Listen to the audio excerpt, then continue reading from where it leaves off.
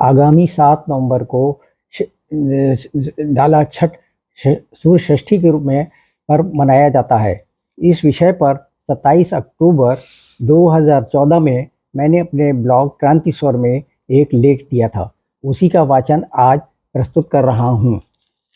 हमारी पृथ्वी 1,11,600 किलोमीटर प्रति घंटे की गति से घूमते हुए अपने से 13 लाख गुने बड़े और 9 करोड़ 30 लाख मील की दूरी पर स्थित सूर्य की परिक्रमा कर रही है। सब ग्रहों का परिवार एक सौर परिवार है। 1 अरब सौर परिवारों के समूह को एक निहारिका कहते हैं और ऐसी 1500 निहारिकाएं वैज्ञानिक साधनों द्वारा देखी गई हैं। एक आकाशगंगा में 200 अरब तारे हैं और अरबों आकाशगंगाएं विद्यमान हैं। सूर्य हमारी पृथ्वी का निकटतम तारा है। सूर्य पर प्रति क्षण हीलियम और हाइड्रोजन के विस्फोट हो रहे हैं, जिनकी ऊर्जा और प्रकाश हम पृथ्वीवासियों के लिए जीवनदायिनी शक्ति है। प्रिज्म से विश्लेषण करने पर पता चलता है कि सूर्य की एक किरण में 7 रंग होते हैं: बैंगनी, नीला, आसमानी, हरा, पीला, नारंगी और लाल। हमारे प्राचीन ऋषियों ने इस तथ्य को बहुत पहले ही खोज लिया था, किंतु महाभारत काल के बाद वैदिक सिद्धांतों का क्षरण होता चला गया और कुरान की तर्ज पर पुराण के रचयिताओं ने सारे सिद्धांतों को मटियामेट कर नई नियमावलियां गढ़ लीं, जो आज तक खूब जोर शोर से प्रचलित हैं। सूर्य की किरण के 7 रंगों को 7 घोड़ों में तब्दील कर दिया गया और दुष्प्रचारित किया जाने लगा कि सूर्य को 7 घोड़ों का रथ खींच रहा है। इसी बात ने आधुनिक वैज्ञानिकों को ये कहने का मौका दे दिया कि हमारा देश जाहिलों का देश था, वेद गणनियों के गीत थे, यहाँ केवल शून्य का आविष्कार हुआ, बाकी सारा विज्ञान पश्चिम की देन है, आदि आदि। सारे तीज त्योहार गलत मान्यताओं और गलत तरीकों से मनाए जाने लगे। आज भी वही प्रक्रिया जारी है। गलत बातें कितनी तेजी से फैलती हैं, उसका एक नमूना ये है कि जो छठ पर्व केवल बिहार का स्थानीय पर्व हुआ करता था, अब सारे देश में फैल गया है। लखनऊ में भी इसको मनाते हुए लगभग 40 वर्ष पूर्ण हो रहे हैं। कार्तिक मास के शुक्ल पक्ष की षष्ठी को सूर्य षष्ठी कहते हैं, जो बिहार में बड़ी धूमधाम से 4 दिनों तक मनाई जाती है। अब पूरे देश में उसका प्रचलन बढ़ता जा रहा है, लेकिन कहीं भी इसे मनाने में कोई वैज्ञानिक आधार नहीं लिया जा रहा है। मनोवैज्ञानिक दृष्टिकोण से आस्था और विश्वास के आधार पर कई लोग लाभ प्राप्त होने की तसल्ली भर कर सकते हैं। वस्तुतः 16 जुलाई को दक्षिणायन होने के बाद मध्य अक्टूबर में सूर्य तुला राशि में आ जाता है, जो कि सूर्य की नीच राशि है। इस समय पृथ्वी से अधिक दूरी होने के कारण सूर्य का ताप कुछ क्षीण प्राप्त होता है। उधर खरीफ की फसलें पककर तैयार हो चुकी हैं, अतः इस समय दीपावली के बाद कार्तिक शुक्ल षष्ठी पर विशेष सूर्य उपासना का विधान रखा गया था, जिसे विकृत रूप में हम व्यापक रूप में फैलते देख रहे हैं। वैदिक वैज्ञानिक पद्धति क्या है?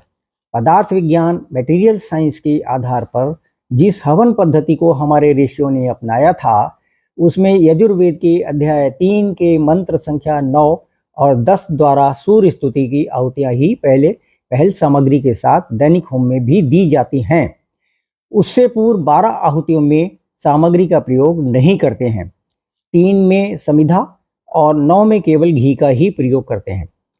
पहली आहुति ओम सूर्यो ज्योतिर्ज्योति सूर्य स्वाहा, अर्थात सूर्य के प्रकाश के प्रकाशक परमात्मा की प्रसन्नता के लिए हम स्तुति करते हैं। दूसरी आहुति ओम सूर्यो वर्चो ज्योतिर्वर्चा स्वाहा, अर्थात सर्व विद्या और ज्ञान के द्वारा सर्वेश्वर के अनुग्रह के लिए हम स्तुति करते हैं। तीसरी आहुति ओम ज्योति सूर्य सूर्यो ज्योति स्वाहा, अर्थात जिसकी ज्योति से सारा जगत जगमग हो रहा, उसी जगदीश्वर की प्रसन्नता के लिए हम स्तुति करते हैं। चौथी आहुति ओम सजुर्देर्विन सवित्रा सजुषस्त्या जिषाढ़ सूर्यो वेतु स्वाहा, अर्थात सर्वलोक में व्यापक सर्वशक्तिमान सर्वनियंता सर्वेश्वर की प्रीति प्राप्त करने के लिए हम स्तुति करते हैं। अग्निहोत्र से पूर्व मनसा परिक्रमा के प्रथम मंत्र ओम प्राची द्वारा भी सूर्य की ही सर्वप्रथम आराधना की गई है, जिसका हिंदी भावानुवाद यह है: हे ज्ञानमय प्रकाशक बंधन विहीन प्यारा, प्राची में रम रहा तू रक्षक पिता हमारा। रवि रश्मियों से जीवन पोषण विकास पाता, अज्ञान के अंधेरे में तू प्रभा दिखाता। हम बार बार भगवन करते तुम्हें नमस्ते, जो द्वेष हो परस्पर वो तेरे न्याय हंसते। उपस्थान मंत्रों में भी प्रथम 3 मंत्र सूर्य आहुति के ही हैं। यजुर्वेद अध्याय 5 के मंत्र 14 का पद्यानुवाद यह है। रवि रश्मि के रमैया पावन प्रभो दिखा दो, अज्ञान की तमिस्रा भूलोक से मिटा दो। देवों के देव दिन दिन हो देव दृष्टि प्यारी, श्रुति ज्ञान को ना भूलें रसना कभी हमारी। यजुर्वेद अध्याय 33 मंत्र 31 का पद्यानुवाद यह है। इन बाह्य चक्षुओं से वो दृष्टि में ना आया, चाहा पता लगाना उसका पता न पाया। होकर निराश जब मैं घर लौटा आ रहा था, सृष्टि का जर्रा जर्रा प्रभु गान गा रहा था। दर्शन प्रभु के करके जब मन मरे न माना, भर कर खुशी में उसने गाया नया तराना। जीवन में ज्योति प्राणों में प्रेरणा तुम्ही हो, मन में मनन बदन में नव चेतना तुम्ही हो। यजुर्वेद अध्याय 7 मंत्र 42 का पद्यानुवाद यह है। अद्भुत स्वरूप तेरा तेरी अपूर्व करनी, है आप में अवस्थित देव अंतरिक्ष अवनी। तेरी कृपा से प्रभुवर सच्चा प्रकाश पाया, श्रद्धा की अंजलि ले तेरे समीप आया।